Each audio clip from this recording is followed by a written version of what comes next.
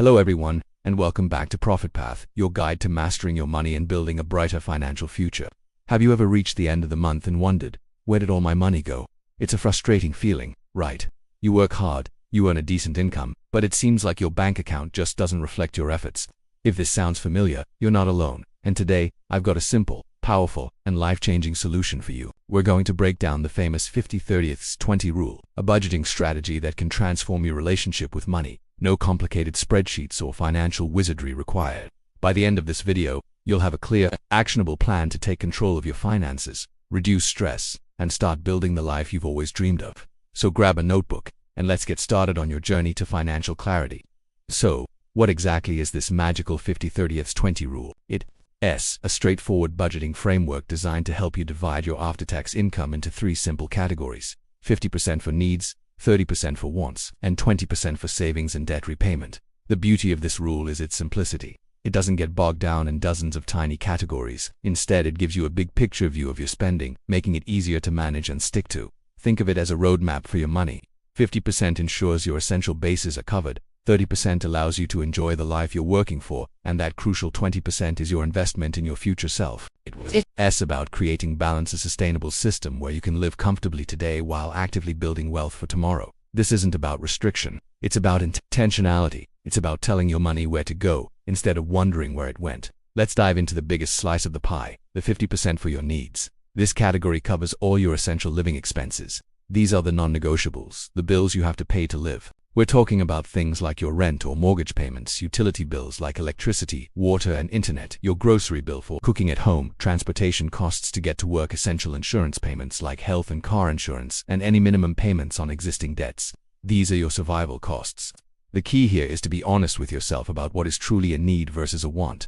For example, basic groceries are a need, but dining out at a fancy restaurant every night is a want. A reliable internet connection for work is a need, but the premium streaming package with every channel imaginable might lean towards a want. The goal is to keep these core expenses at or below 50% of your take-home pay.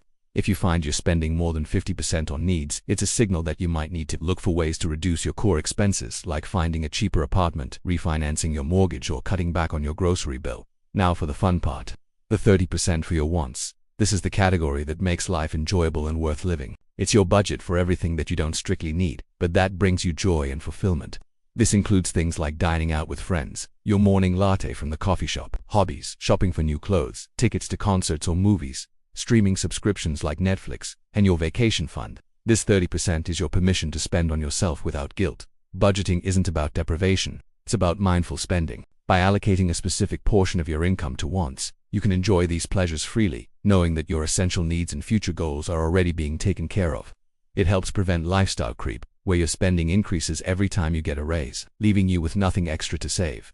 This category is flexible. One month you might spend more on a weekend trip, and the next you might save it up for a bigger purchase. The power is in your hands to decide what brings you the most happiness. This brings us to the most important category for your long-term financial health, the 20%. For savings and debt repayment, this is where you pay your future self first. This portion of your income is your ticket to financial freedom. It should be directed towards goals like building an emergency fund, which should ideally cover 3 to 6 months of your essential living expenses. It's also for saving for a down payment on a house, investing for retirement in accounts like a 401k or an IRA, and paying off high-interest debt, like credit card balances or personal loans, faster than the minimum payments. This 20% is your wealth-building engine. It's what will protect you from unexpected financial shocks, allow you to seize opportunities, and ultimately enable you to retire comfortably. The best way to ensure this happens is to automate it. Set up automatic transfers from your checking account to your savings and investment accounts on payday. That way, the money is set aside before you even have a chance to spend it. It's the single most effective trick to guarantee you hit your savings goals. So, how do you put this into practice? Let's walk through a simple example. What if your numbers don't fit perfectly? What if your needs are closer to 60% or even 70%? First of all, don't panic. This is very common, especially if you live in a high-cost-of-living area or are just starting your career. The 50-30-20 rule is a guideline, not a strict law.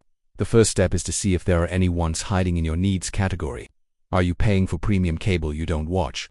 Is your grocery bill inflated by expensive pre-made meals? If you've trimmed all the fat and your needs are still over 50%, you have two primary levers to pull: reduce your major expenses or increase your income. Reducing major expenses might mean looking for a roommate, moving to a more affordable neighborhood, or trading in an expensive car for a more economical one. These are big decisions, but they can have a huge impact. On the other side, you can look for ways to increase your income, whether it's by asking for a raise, taking on a side hustle, or developing new skills to move into a higher-paying job. The goal is to work towards the 50-30-20th ratio over time. On the flip side, what if your situation is different? Maybe you have a lot of high-interest debt, like credit card debt. In this case, you might want to adjust the rule temporarily to something like 50-20-30ths, where you reduce your want spending to 20% and aggressively put 30% towards paying off that debt. Getting rid of high-interest debt is one of the best financial returns you can get. Once that debt is gone, you can revert back to the standard 30% for wants and direct that extra money towards investing. Or perhaps you're saving for a huge short-term goal, like a down payment on a house. You might choose to live more frugally for a year or two, cutting your wants category down to 10% or 15% and boosting your savings rate dramatically. The flexibility of the 50-30-20ths framework is its greatest strength. It provides a solid foundation, but you can and should customize it to fit your unique financial situation and goals. The important thing is to be intentional with every dollar you earn. The 50-30-20ths rule is more than just a budgeting method. It's a mindset shift. It moves you from a place of reactive spending and financial anxiety to a position of proactive control and confidence. By giving every dollar a job, whether it's to pay for your housing, buy you a coffee, or grow in your retirement account, you become the master of your money. You'll find that you can enjoy spending on your wants more because it's guilt-free. It's already in the plan. You'll sleep better at night, knowing you have an emergency fund to handle unexpected curveball, and you'll feel a powerful sense of accomplishment as you watch your savings and investments grow, bringing you closer and closer to your biggest life goals. This isn't about becoming a cheapskate. It's about becoming a smart, intentional spender who values both present joy and future security.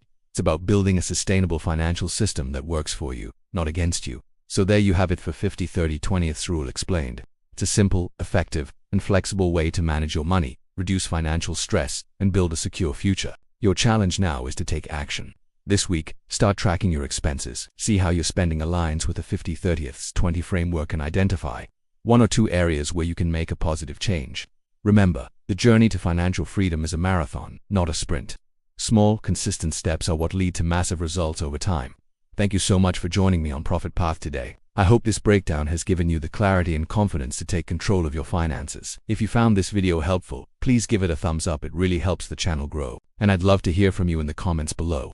Are you already using the 50-30-20 rule, or are you going to give it a try? Share your thoughts and questions.